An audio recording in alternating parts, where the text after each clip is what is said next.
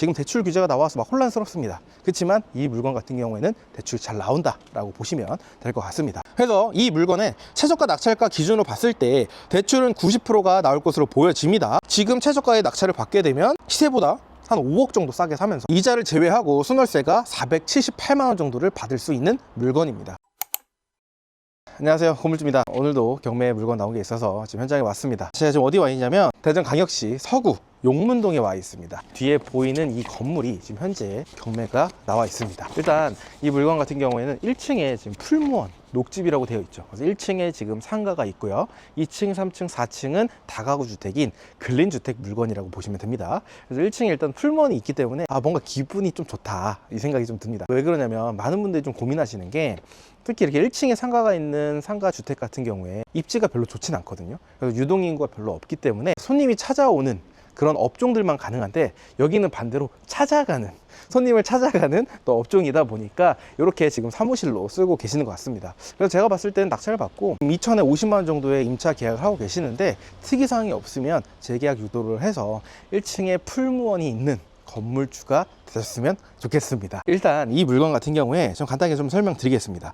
토지 면적은 112평이고요. 건물 면적은 173평 정도 되는 물건입니다. 현재 감정가는 18억 8천만 원인데 지금 한번 유찰돼서 13억 1,700만 원까지 떨어진 물건이라고 보시면 됩니다. 그래서 이번 회차에 제가 봤을 때는 무조건 낙찰이 됩니다. 그렇기 때문에 제가 촬영을 왔고요. 그리고 이 물건 같은 경우에는 지금 서구 용문동에 위치한 물건인데 토지 면적이 112평이에요. 그래서 굉장히 큰 평수에 속하는 근린주택이라고 보시면 되고요. 이 물건의 또 특징은 뭐냐? 보이시겠지만 이렇게 코너 건물입니다. 서구 또 영문동에 위치한 근린주택이기 때문에 땅값 또한 굉장히 좀 뛰어난 곳이다라고 보시면 될 것 같습니다. 그리고 이 물건의 사용 승일은 2019년 11월 26일 날 준공된 물건입니다. 그래서 준신축급의 근린주택이라고 보시면 되는데 지금 화면에서 보이시겠지만 주변이 다 15년 이상 된 다가구 주택들이 많습니다. 여기도 그렇고요. 이쪽 라인도 그렇습니다. 전부 다 오래된 건물들이 많아요. 그러다 보니까 이쪽 동네에서는 지금 이 물건이 제일 신축처럼 보여집니다. 그래서 내가 이 동네에서 몇 등 정도 되는 건물인지 이렇게만 파악하시면 될 것 같습니다. 또 연식이 또 오래된 다가구 주택이 또 있잖아요. 제가 봤을 때 이 정도 연식이면 다 엘리베이터가 없을 거예요. 근데 지금 이 물건 같은 경우에는 엘리베이터까지 있는 코너의 준신축 건물이기 때문에 굉장히 매력적이라고 생각을 해서 자 현장을 왔습니다. 일단 외관을 보시게 되면 외관에 뭐 특이사항이 없습니다. 전체적으로 깔끔하게 되어 있고요. 일단 지금 1층의 상가 같은 경우에는 지금 운영을 하고 계시는 것 같습니다. 그래서 특별하게 어디 좀 이사를 가시거나 그럴 것 같지는 않고요. 이쪽까지도 다 지금 상가입니다. 간판도 다 붙어 있고요. 이쪽 외관 같은 경우에도 깔끔합니다. 뭔가 파손이 되어 있거나 크랙이 가 있거나 이런 부분들도 보이지 않습니다. 이쪽 뒤에도 한번 보게 되면 이렇게 지금 되어 있거든요. 특별한 사항은 없습니다. 특별하게 뭐가 하자가 있거나 크랙이 있거나 이런 부분들은 보이지 않고 저쪽 위쪽에 보면 4층 라인 쪽에 비가림막이 있습니다. 감정평가서에서도 제시외 건물로 지금 되어 있거든요. 사실 제시외 건물이면 다 위반이라고 볼 수도 없고요. 실제로 이 물건이 위반으로 등재가 되어 있는지 안 되어 있는지를 보시면 됩니다. 근데 실제로 지금 이렇게 비가림막이 되어 있지만 위반 건축물로 등재가 안 되어 있기 때문에 지금 대출 규제가 나와서 막 혼란스럽습니다. 그렇지만 이 물건 같은 경우에는 대출이 잘 나온다라고 보시면 될 것 같습니다. 일단 주차장을 한번 보겠습니다. 일단 주차 같은 경우에는 이쪽에 한 대, 두 대, 세 대, 4대가 가능하고요. 5, 6, 7, 8, 9, 10대 정도를 주차할 수가 있습니다. 근데 실제로 이 물건을 도면도 보고 건축물자랑 전화 봤을 때 8대라고 되어 있어요. 근데 실제로는 지금 10대가 되어 있습니다. 그래서 저도 정말 많은 물건을 봤지만 또 이런 경우는 또 처음이에요. 사실 8대로 되어 있는데 7대로 되어 있어서 문제가 된 건 봤어요. 근데 8대로 되어 있는데 실제로는 10대로 되어 있는 거, 이건 또 처음 봤거든요. 그래서 실제로는 지금 10대로 구성이 되어 있고, 제가 도면 보니까 이쪽 라인에 지금 한 대, 두 대잖아요. 여기가 그냥 한 대로만 되어 있더라고요, 양쪽에. 그래서 이게 2대씩 지금 될 수 있다 보니까 여기에서 지금 2대가 더 늘어난 것 같습니다. 그래서 주차 대수는 실제 8대인데 7대면 문제가 되지 8대인데 10대를 쓰고 있다고 해서 문제가 되진 않습니다. 그래서 이 물건 같은 경우는 오히려 좀 주변보다도 주차할 수 있는 공간도 더 넓고 하기 때문에 임차인분들도 더 좋아할 수 있는 건물이라고 보시면 될 것 같습니다. 그리고 이쪽에 보면 어우 징그러워. 이거 보세요. 한도 끝도 없어요. 징그럽게 지금 도시가스가 이렇게 되어 있습니다. 제가 세보니까 16개로 지금 운영을 하고 있거든요, 실제로. 그래서 지금 16개 호실이 지금 도시가스가 이쪽에 다 몰려 있는 것 같고요. 지금 보게 되면 잠겨 있는 호실이 하나, 둘, 셋, 넷, 한 5개 호실은 지금 잠겨 있는 것 같습니다. 잠겨 있다는 건 뭐예요? 지금 공실이라는 뜻인 거죠. 그래서 지금 현재 공실로서 지금 5개 호실이 되어 있다, 이렇게 보시면 될 것 같습니다. 그리고 별거 없어요. 우리가 호실을 보게 되잖아요. 이렇게 연결이 되어 있으니까 203호, 이렇게 되어 있으니까 403호, 이렇게 여러분들이 보시면 됩니다. 그럼 일단 특이사항은 없고요. 주차장 필로티 쪽에 또 누수 같은 그런 부분들이 있을 수 있으니까 그 부분들도 한번 보도록 하겠습니다. 19년에 지어진 거다 보니까 준신축이잖아요, 현장.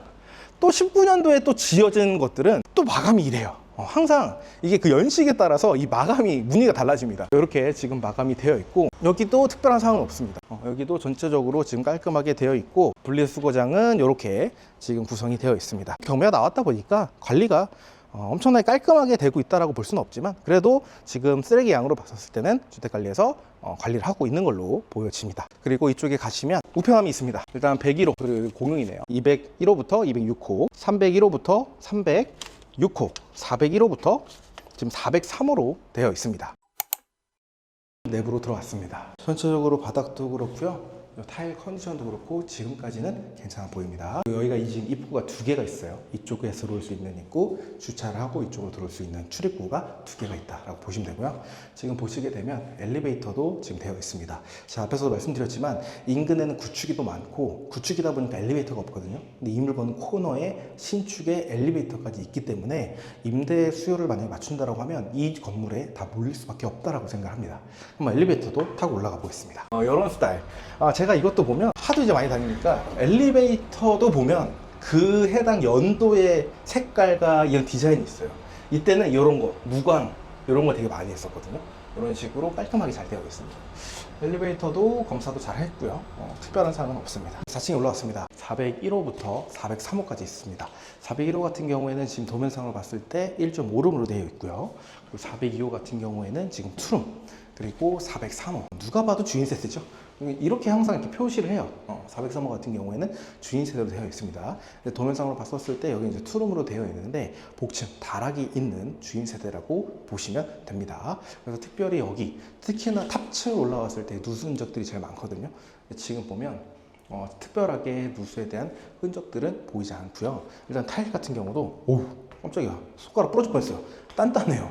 굉장히 단단하게 시공이 다 잘 되어 있고 아직까지는 깨지거나 누수에 대한 흔적들은 보이지 않습니다. 그러면 올라온 김에 5층도 한번 올라가 보도록 하겠습니다. 여기도 깔끔하게 잘 마무리됐네요. 특별하게 문제가 있는 부분들이 없고 여기도 깔끔합니다. 이쪽 라인이랑 이쪽 라인이 봐야 되는데 여기가 조금 떠 있는 부분들이 있는데 제가 봤을 때 이거는 좀 크게 문제가 될 것 같지는 않습니다. 이쪽 라인도 깨끗하고 통신이 지금 다 수거가 된 상태네요. 어떤 상태인지는 알 것 같아요. 옥상, 이렇게 돼 있군요. 좀 개인적인 느낌은 좀 지저분하다, 그런 느낌은 좀 있습니다. 그리고 이쪽에 보면 이렇게 다 노란색으로 돼 있어요. 왜 이렇게 노란색으로 돼 있는지 모르겠지만 젖어 있거나 이렇지는 않거든요. 당장 크게 문제가 될 것 같지는 않습니다. 그렇지만 여러분들 입찰하기 전에 이 부분 때문에 누수가 있는지 이런 부분들은 반드시 좀 탐문을 하셔야 됩니다. 그리고 제가 앞에서 말씀드렸던 것처럼 주인 세대 다락입니다. 복층으로 좀 이용하고 있고요. 여긴 좀 천장이 좀 높네요. 천장이 좀 높이 지금 다락으로 구성이 되어 있고, 이쪽에서 바로 이쪽 옥상을 다 이용할 수는 없지만 건너편에 보니까 또 테라스가 하나 있습니다. 이쪽은 지금 같이 사용을 하고 계신 것 같습니다. 옥상 같은 경우에도 특별한 부분들은 없지만 이런 부분들도 보니까 좀 다 벌어졌죠. 이렇게 이런 부분들은 지금 제가 봤을 때 방수는 안 해도 여기는 바로 보수를 하시는 게 좋을 것 같습니다. 전체적으로는 지금 이 상태로 봤을 때는 당장 뭐 누수라든지 이런 부분들은 없겠지만 추후에 한 3년 내에는 한번 전체적으로 도포할 필요는 있을 것 같습니다. 산이 있어요, 산. 자, 이제 나이가 들었나 봐요. 원래 그런 거 있잖아요. 좀 어릴 때는 산이 좋냐 바다가 좋냐라고 하면 어린 친구들은 바다, 나이가 좀 있으신 분들은 산이라고 하거든요. 저는 예전까지 계속 바다였어요.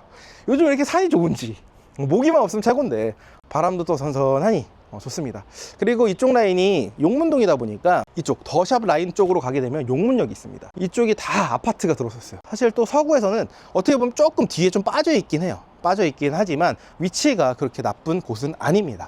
그러면 3층도 한번 내려가 보도록 하겠습니다. 가시죠. 근데 결국에는 이 물건 같은 경우에는 가구 수가 괜찮고 위치도 좋은데 수익도 괜찮은 물건이라고 생각됩니다. 여기도 뭐 특별하게 그런 부분들은 보이지가 않고요. 여기가 이제 3층입니다. 이제 301호 택배가 있는 걸로 봤을 때 지금 거주하고 계시는 것 같고요. 302호 이쪽 라인으로 303호 그리고 이쪽 안쪽에 와 이렇게 붙어있네요. 304호, 305호, 306호가 되어 있습니다. 그래서 위에랑 또 완전 다르죠. 위에는 이쪽 라인이 주인 세대였잖아요. 여기 이제 주인 세대가 아니기 때문에 지금 3층에는 6가구로 빠져 있다라고 보시면 됩니다. 뭘 엄청나게 뭘 붙여놨어요. 여기 이제 기존에 세입자분이 연락처 쪽지를 붙여놓은 것 같아요. 이미 지금 안 계시겠죠. 추후에 낙찰이 되면 이 번호로 연락달라고 아마 쪽지를 붙여놓으신 것 같습니다. 여기 같은 경우에도 뭐 특별하게 타일이 깨져 있거나 누수된 흔적도 없고, 좀 특이한 점은 다른 다가구에 비해서 층고가 좀 높아요. 층고가 좀 높다라는 거 이렇게 보시면 될 것 같습니다. 그래서 3층 같은 경우에는 구성이 원룸 하나, 1.5룸 4가구, 그리고 투룸 1가구로 구성이 되어 있다고 보시면 됩니다. 그럼 2층도 한번 내려가 보겠습니다. 깔끔하네요. 페인트도 까진 데 하나 없고 깔끔하게 되어 있습니다. 너무 무난하네요. 와, 드디어 찾은 것 같아요. 약간 설레는데요. 드디어 찾았다. 일반인들이 봤었을 때는 특별하게 모를 것 같은데, 여기 이쪽 쭉 보면 이쪽이 조금 배가 불러 있습니다. 이쪽 라인까지 해서 이쪽까지 배가 불러 있습니다.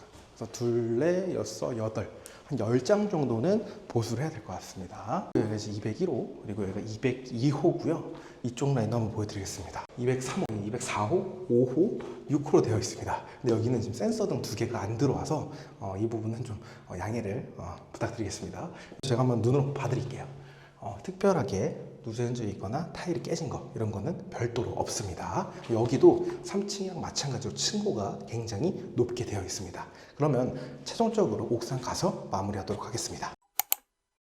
그럼 이 물건을 최종적으로 정리해 보도록 하겠습니다. 사건 번호는요 24 타경 6595 사건이고요. 주소는 대전광역시 서구 용문동 214-5번지입니다.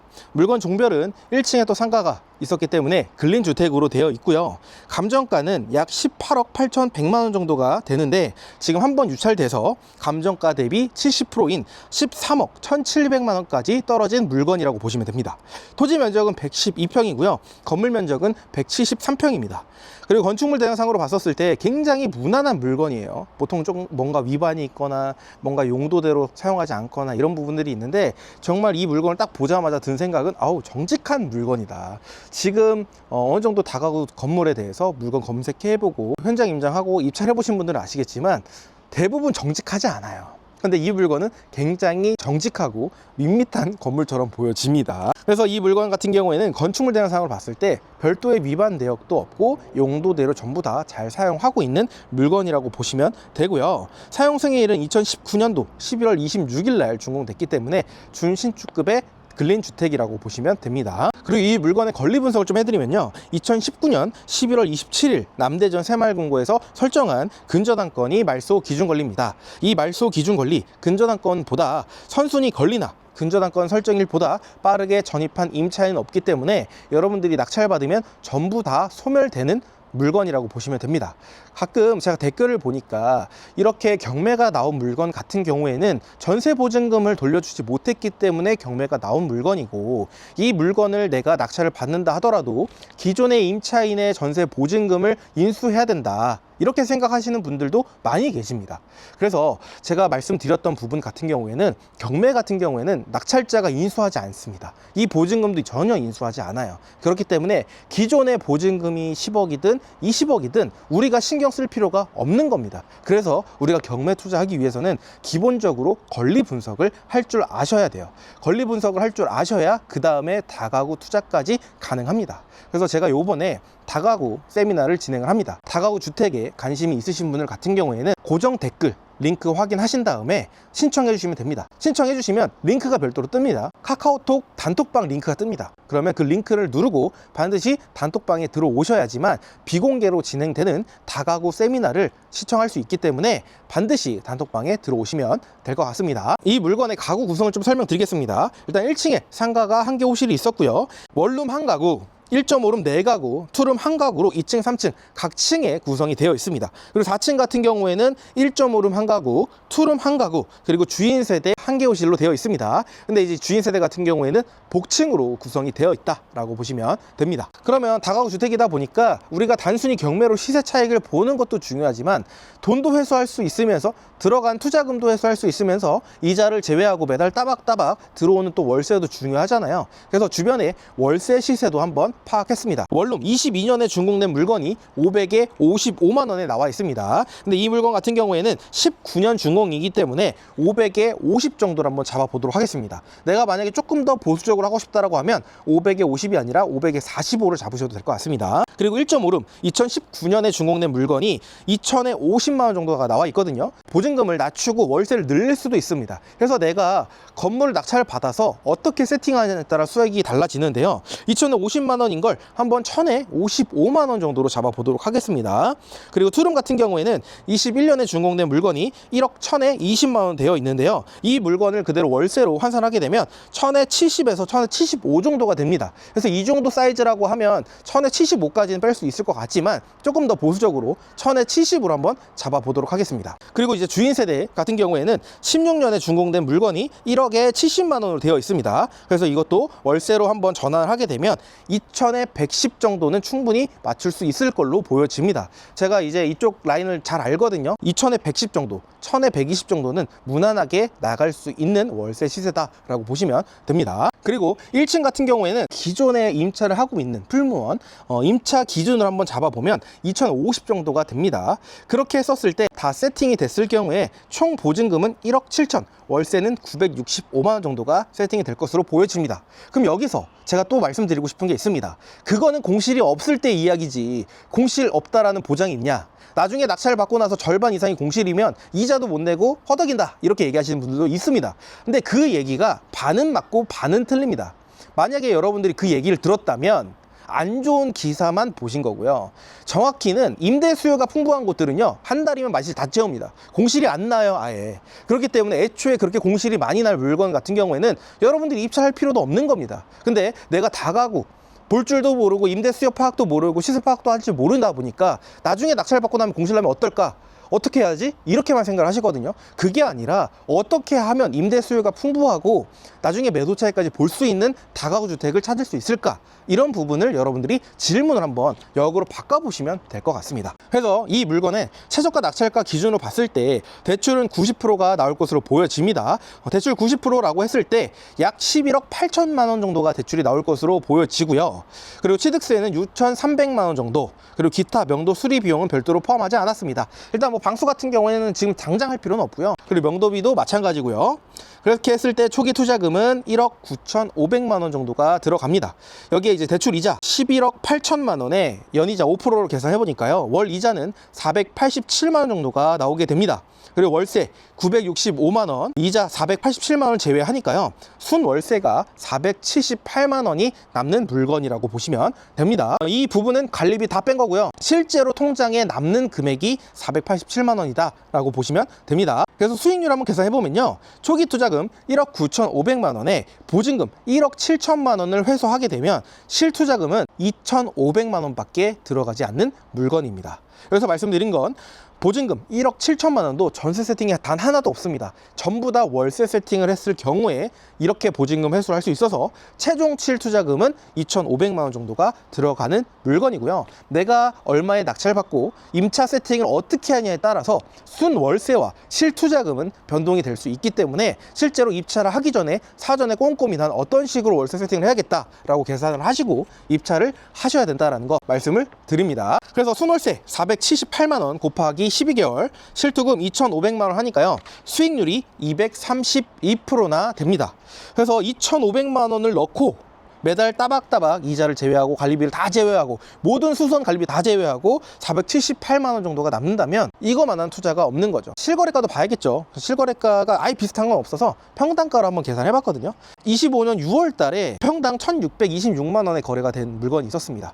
그래서 이 물건은 우리 물건에 대입을 해보니까 약 18억 2천 정도가 나오는데요. 지금 이 물건 현재 감정가가 18억 8천 정도가 되거든요. 그래서 저는 이 물건의 시세가 18억 정도가 된다라고 보고 있기 때문에 지금 최저가의 낙찰을 받게 되면 시세보다 한 5억 정도 싸게 사면서 이자를 제외하고 순월세가 478만 원 정도를 받을 수 있는 물건입니다. 최근에 저희 수강생분이 낙찰을 받으셔서 저를 초대를 해주셨습니다. 그래서 제가 건물에 가서 인터뷰를 진행을 하고요. 인터뷰 촬영하고 그 이후에 소고기를 사주셨어요. 그래서 한우도 먹으면서 이런저런 이야기를 되게 많이 했는데, 사실 저희 매니저님도 건물주고 저도 건물주고 저희 수강생분도 건물주잖아요. 되게 웃긴 거예요. 항상 만날 때마다 웃긴 거예요. 아, 지금 우리는 다 여기 건물주끼리 이렇게 또 식사를 하면서 얘기를 하는데, 건물주들끼리 만나서 그런지 대화가 잘 통합니다. 우린 항상 투자잖아요. 근로소득이 아니라 자본소득을 만들어야 된다라는 거 다 공통점으로 다 느끼고 계셨던 부분이고, 그리고 이제 월삼천님이 얘기하셨던 게 이제 곧 정년을 앞두고 계시거든요. 이제 은퇴를 하셔야 되는데 주변에 이제 은퇴하시는 분들을 보면서 되게 많이 느끼셨나 봐요. 결국에는 은퇴를 해도 일할 수 있는 게 없고, 결국에는 어떻게 하고 있지라고 보면 은퇴하고 치킨집을 차린다. 실제로 그렇게 얘기를 해주셨어요. 치킨집을 차려서 1년 동안 어쨌든 일을 하다 보니 회사에서 책상에 앉아서 일하다가 갑자기 일어나서 자영업을 하려고 하니까 몸은 골병 들고 돈은 돈대로 못 벌고 결국엔 나중엔 또 폐업하고 그 이후에는 아무것도 못 하더라. 그래서 나는 그 사람들과 다른가? 나는 그 사람보다 뛰어난가?를 봤을 때 절대 그 사람들보다 뛰어나다고 생각하지 않으셨대요. 그래서 은퇴하기 전에 1년 정도 휴직을 하시고 다가구 공부를 하시고 다가구 투자를 해서 지금 건물주가 되셨습니다. 그래서 지금 이걸 다시 복귀를 해야 되나 말아야 되나 이렇게 고민을 하실 정도로 지금 굉장히 또 안정적이라고 해요. 번외로 얘기하면 따님이 또 계시는데 월세가 그날 또 70만이 들어오셨나 봐요. 문자 내역 보여주면서 따님한테 아빠 70만 월세 들어왔다? 이렇게 얘기하니까 따님이 지금 알바해서 70만 원 벌려면 한 달 일해도 70만 원 못 번다. 파트타임이 3시간 4시간밖에 요즘 안 쓰는 알바들이 많잖아요. 그렇게 얘기를 또 하시면서 굉장히 밝게 웃으셨습니다. 근데 월삼천님 같은 경우에도 불과 몇 개월 전에는 이 다가구 주택의 건물주가 아니셨어요. 그리고 다가구 주택의 꿈도 없으셨는데 내가 앞으로의 미래를 진지하게 한번 고민을 해보신 거죠. 그래서 여러분들도 내 앞으로의 미래가 어떻게 될지, 그럼 나는 어떻게 대응해야 될지, 이런 부분들도 여러분들이 보시고 진지하게 내가 앞으로 뭘 해야 될까, 이런 부분들도 고민해 보시면 좋을 것 같습니다. 오늘 이 물건을 좀 설명을 드리면서 저희 수강생분의 사례라든지 이런 부분들도 좀 이야기를 드렸는데 많은 분들에게 좀 도움이 되는 영상이었으면 좋겠습니다. 오늘 영상은 여기서 마치는 걸로 하고요. 더 궁금한 점 있으면 아래 고정 댓글 확인해 주시면 좋을 것 같습니다. 지금까지 시청해 주셔서 감사합니다.